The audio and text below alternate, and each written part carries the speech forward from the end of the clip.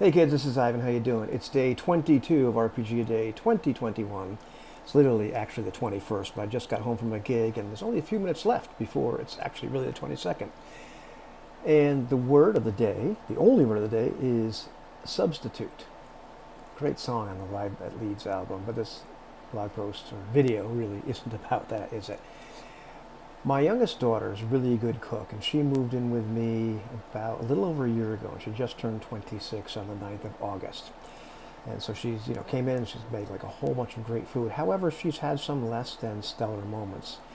And some months ago, some friends and I wanted some brownies, so I went to the store and I got some brownie mix. And I also knew that I didn't have any vegetable oil, so I bought some vegetable oil and brought it home. And she offered to make the brownies. I said, "Great, go ahead." And so she made the brownies, and when they're cooling off, I noticed that the vegetable oil had not been opened. And she said, "Oh, I didn't see, I didn't use it, I just used olive oil." And it was not even light olive oil. And so the brownies were still good, but there was this definite aftertaste of olive oil that pervaded them. This was a substitution that did not work out terribly well.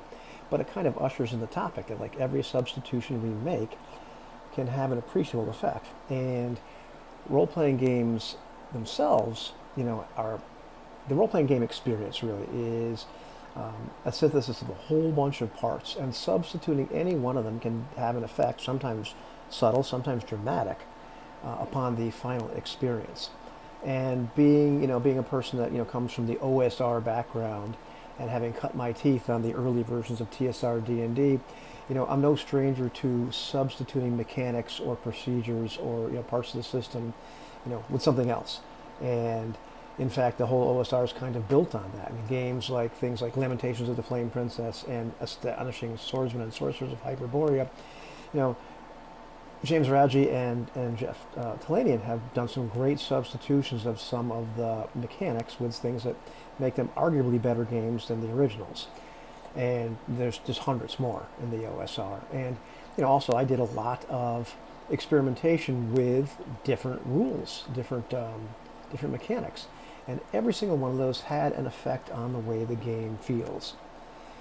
And so pretty cool stuff, right? So that's one substitution that we can have in the game, but there's other substitutions that can take place. Now sometimes these things are not really intentional, like one player leaves and another person joins the group, and so the group now feels a little bit different. But sometimes we make some substitutions intentionally. In my game group right now, we frequently switch games, so we substitute one game for another.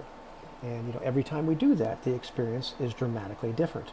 And we can look and see, well, why did this game feel different? Outside of things like genre and whatnot, it could be system. There's a whole bunch of moving parts. How we reacted to it, that kind of stuff.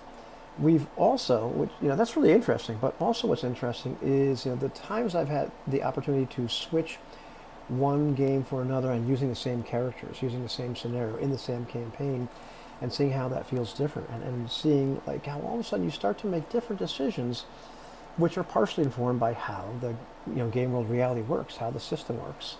Really kind of fascinating how it changes the entire feeling of the game.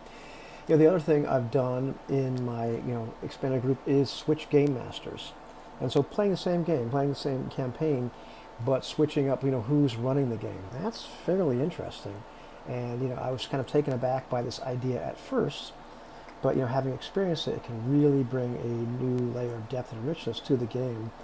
As you see how different people run that particular world, and what their takes and perspectives are on that. Pretty cool stuff. There's also the substitution of one character for another, and I'm not just talking about like when Fred dies, you start playing Bob. Well, that's part of it.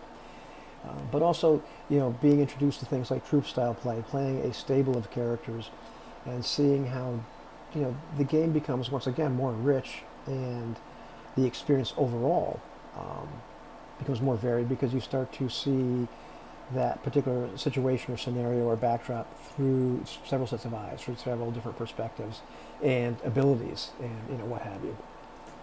So that's another cool way to have a substitution. In fact, we also in Circle of Hands, you have this stable of characters, and so you're kind of rotating. That's really, really cool to see the perspective of another player playing a character that you played last time. And I'm sure there's a bunch of other things that are you could talk about substituting, But to me, anytime you substitute one thing for another in a role-playing game, it's interesting to see what kind of effect that has on the overall experience. And sometimes it can be predictable, and sometimes it can be very unpredictable. And you go ahead thinking, wow, that's really interesting how that one little substitution, how we did something a little bit different, really affected the way the whole thing felt. And so, I encourage you to try that. Substitute some things, switch things up a little bit, and see how things feel.